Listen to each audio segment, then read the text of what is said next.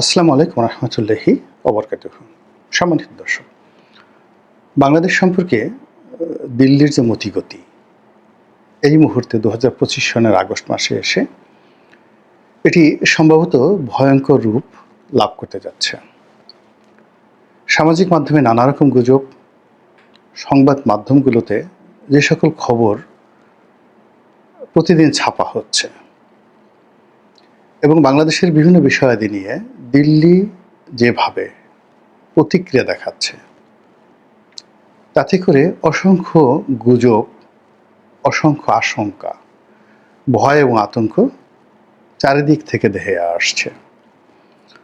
আমাদের যে ভৌগোলিক অবস্থান, সেই ভৌগোলিক অবস্থানের মধ্যে আবার এই মুহূর্তে যে বিভেদ এবং বিসংবাদ রয়েছে এবং আমাদের এই মুহূর্তে যে রাজনৈতিক অস্থিরতা, রাজনৈতিক শূন্যতা, অর্থনৈতিক অব্যবস্থাপনা এবং সংকট,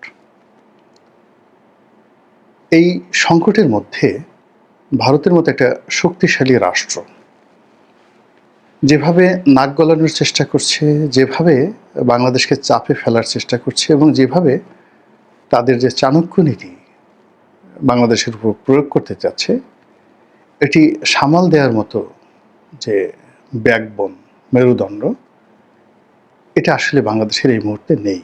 এটাই বাস্তবতা।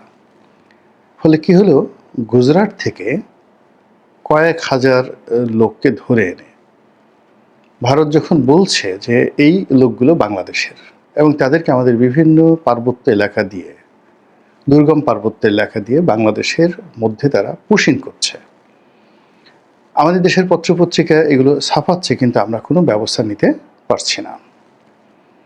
আমরা যখন দেখছি হাজার হাজার মানুষকে বাংলাদেশ এবং আসাম এই সীমান্ত দিয়ে বাংলাদেশের মধ্যে ঠেলে ঢুকানো হচ্ছে, মানে পুশিং করা হচ্ছে, বলা হচ্ছে যে এরা বাংলাদেশি, অবৈধভাবে ভারতে বসবাস করছিল এবং সীমান্তের ওপারে সেই বাঙালি মুসলমানদের উপরে ভারত যে জুলুম অত্যাচার করছে এবং তাদের বাড়ি ঘর ভেঙে তছনছ করে দিয়ে যেভাবে তাদেরকে রোহিঙ্গাদের মতো বিশেষ একটি ক্যাম্পে রাখা হয়েছে বাংলাদেশে পুশিং করার জন্য, ওই দৃশ্য কল্পনা করলে আমরা আতঙ্কগ্রস্ত হয়ে পড়ি।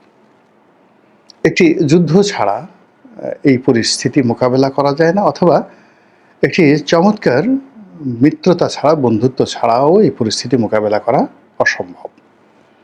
তো ঝাড়খণ্ড, ত্রিপুরা, আসাম, এই সীমান্তগুলোতে সমস্যা হচ্ছে। তার সঙ্গে সঙ্গে পশ্চিমবঙ্গের সঙ্গে আমাদের সবচেয়ে যে বড় সীমান্ত রয়েছে, প্রায় ২০০০ কিলোমিটার, এই ২০০০ কিলোমিটার সীমান্তেও নানা রকম অশান্তি শুরু হয়েছে। পশ্চিমবঙ্গের রাজনীতিতে যারা কর্তা ব্যক্তি, এই মুহূর্তে যারা আছেন, বিজেপির কর্তা ব্যক্তি, মানে নরেন্দ্র মোদীর যারা লোকজন, শুভেন্দু, তিনি বলার চেষ্টা করছেন যে পশ্চিমবঙ্গে যে সকল মুসলমান বসবাস করে তার ৩৫% মুসলিম নাকি বাংলাদেশ থেকে গিয়েছে। এবং তিনি কিছুদিন আগেও শেখ হাসিনার ব্যাপারে, আওয়ামী লীগের ব্যাপারে খুব দরাজ দিল ছিলেন, কিন্তু গত এক সপ্তাহ আগে দেখলাম তার সামনে কে যেন জয় বাংলা স্লোগানটি তুলেছে, আর তিনি রেগে একদম অগ্নিশর্মা হয়ে তেড়ে এসেছেন। মানে জয় বাংলা স্লোগান শোনার সঙ্গে সঙ্গে তার মাথা খারাপ হয়ে গেছে এবং তিনি মনে করছেন যে শেখ হাসিনা বা আওয়ামী লীগ পশ্চিমবঙ্গের রাজনীতির জন্য, পশ্চিমবঙ্গের জন্য এমন একটা হুমকি, যেটা আগামীতে তার রাজনীতি এবং তার দলের বিজেপির রাজনীতি শেষ করে দিয়ে মমতা ব্যানার্জির হাতকে শক্তিশালী করবে। এমনকি আগামী দিনে যদি বাংলাদেশ শক্তিশালী হয়ে যায়, তাহলে পুরো পশ্চিমবঙ্গ যদি বাংলাদেশের সঙ্গে এসে যায় অতীতের সেই বাংলা বিহার, উড়িষ্যার মতো, ঠিক এরকম একটা আতঙ্ক শুভেন্দুকে পেয়ে বসেছে। এবং এই কারণে তিনি তার ৩-৪ মাস আগের যে বক্তব্য, সেই বক্তব্য থেকে সরে এসে তিনি এখন আওয়ামী বিরোধী বক্তব্য দিচ্ছেন আর জয় বাংলা বিরোধী স্লোগান দিচ্ছেন। ভারতের কেন্দ্রে, অর্থাৎ দিল্লিতে, রাজধানী দিল্লিতে, সেখানে আমরা এখনো পর্যন্ত কোনো বন্ধুত্বমূলক আচরণ কারোর জন্যই পাচ্ছি না। মানে ডক্টর মোহাম্মদ ইউনূস প্রাণান্ত চেষ্টা করছেন তাদের সঙ্গে একটা সম্পর্ক স্থাপন করার জন্যে, ফলাফল শূন্য। তারপর জামাত, বিএনপি তারাও চেষ্টা করছেন তাদের অ্যাঙ্গেল থেকে। তো সেখানে জাস্ট একটা ডিপ্লোম্যাটিক রিলেশন, এর বাইরে কোনো মিত্রতামূলক যে বন্ধন, ওটা ভারত এখনো পর্যন্ত জামাতের প্রতি প্রদর্শন করেনি, আর বিএনপির প্রতিও প্রদর্শন করেনি। অন্যদিকে যে শেখ হাসিনাকে ভারত আশ্রয় দিয়েছে, তো সেই শেখ হাসিনাকে ব্র্যান্ডিং করা, তাকে পুনরায় ক্ষমতায় বসানো, কিংবা তাকে বাংলাদেশে ফেরত পাঠানো তাদের মতো করে, এই কাজগুলোতে তাদের যে ইতিবাচক অগ্রগতি, এটা আমরা দেখছি না। বরং পুরো ভারতবর্ষে যে সকল আওয়ামী লীগের নেতা এবং কর্মীরা পলাতক অবস্থায় আছেন, তারা কেবলই ভারতের পলাতক ব্যক্তি হিসেবে যতটুকু সুযোগ সুবিধা পাওয়া দরকার অতটুকুই পাচ্ছেন, এর বাইরে কিছু নয়। এখন তাদেরকে শুধু জেলে নেওয়া হয়নি, কিন্তু তারা অবাধে ঘোরাফেরা করবেন।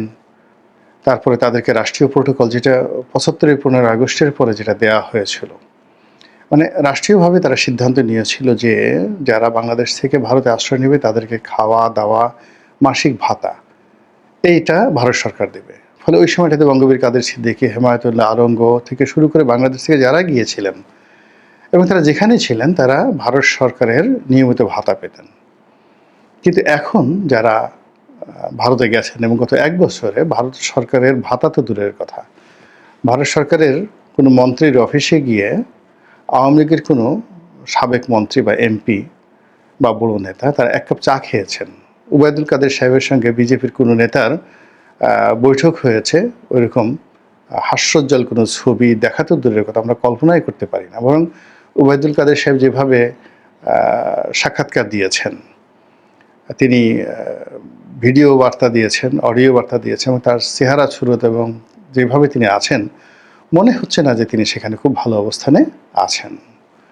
অন্যান্য যারা শীর্ষ নেতা রয়েছেন ভারতের, জাহাঙ্গীর কবির নানক, বাহাউদ্দিন নাসিম, তারপরে সাবেক স্বরাষ্ট্রমন্ত্রী জনাব কামাল, আসাদুজ্জামান কামাল, মানে তারা যে খুব নির্ভয়ে ভারত সরকারের আশ্রয়ে সেখানে বসে কোনো রাজনৈতিক কর্মকাণ্ড চালানো বা তৎপরতা চালানো এবং এটার জন্য যে লজিস্টিক সাপোর্ট ভারতের পক্ষ থেকে পাচ্ছেন, এরকম কোনো নজির আমরা দেখতে পাচ্ছি না। বরং আমরা দেখতে পাচ্ছি যে ভারত থেকে যাদেরই সামর্থ্য আছেন তারা অনেকেই, কেউ ইংল্যান্ডে চলে যাচ্ছেন, কেউ কানাডাতে চলে যাচ্ছেন, অস্ট্রেলিয়াতে চলে যাচ্ছেন, নিজের পক্ষে মালয়েশিয়া, সিঙ্গাপুরে যাওয়ার চেষ্টা করছেন। ভারতের চাইতে এটা তাদের কাছে সেফ জোন হিসেবে মনে হচ্ছে। এইগুলো একটা। সর্বশেষ হলো শেখ হাসিনা, তিনি কেমন আছেন, তার কন্যা সাইমা ওয়াজেদ পুতুল কেমন আছেন, তার সঙ্গে কি শেখ রেহানার যোগাযোগ আছে? শেখ রেহানা এখন কোথায় আছেন? তিনি কি দিল্লিতে, নাকি তিনি লন্ডনে আছেন? তাদের সঙ্গে কী ধরনের সম্পর্ক? দুই বোনের মধ্যে কি সম্পর্ক আগের মতো আমরা যেভাবে দেখছি যে একে অপরকে নিয়ে খুনসুটি করছেন, দুজনে মাছ ধরছেন, দুজনে বরফের উপর দাঁড়াচ্ছেন, মানে তাদের সম্পর্ক দেখে মনে হয় যে পৃথিবীতে এরকম ৮০ বছর বয়স্ক কোনো সেই প্রবীণা বা ৭৫ বছর বয়স্ক কোনো প্রবীণা, এই দুইয়ের মধ্যে যে বন্ধন সম্পর্ক, এরকম সম্পর্কটা আসলে পৃথিবীতে আর কোথাও নেই।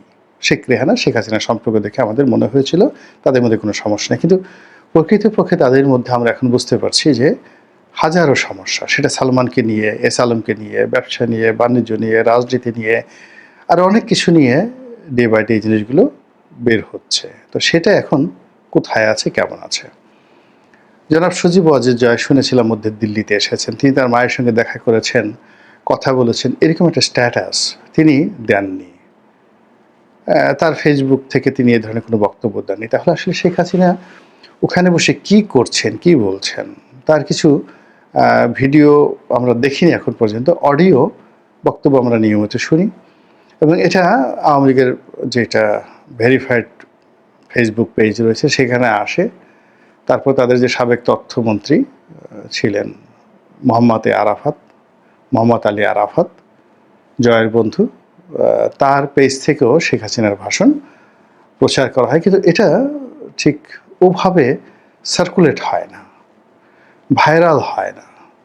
যখন তিনি সাধারণ কথা বলেন, ভাইরাল হয় না, কিন্তু তিনি যখন এই আমি আজকে ঢুকে পড়বো, এটা করবো, ওটা করবো, নেতিবাচক কথা বললেন, ওটা বাংলাদেশের পত্রপত্রিকাগুলো বা জামাতের যে প্ল্যাটফর্মগুলো ওটা ভাইরাল করে দেয়। কিন্তু আওয়ামী লীগের যে প্ল্যাটফর্মগুলো রয়েছে, এটা শেখ হাসিনা, জয় এদের কোনো বক্তব্যকেই আসলে ভাইরাল করতে পারে না, যেটা দেশে এবং বিদেশে সংবাদ মাধ্যমে শীর্ষ নিউজ হিসেবে আসে। তাহলে আসলে শেখ হাসিনা সেখানে কেমন আছেন?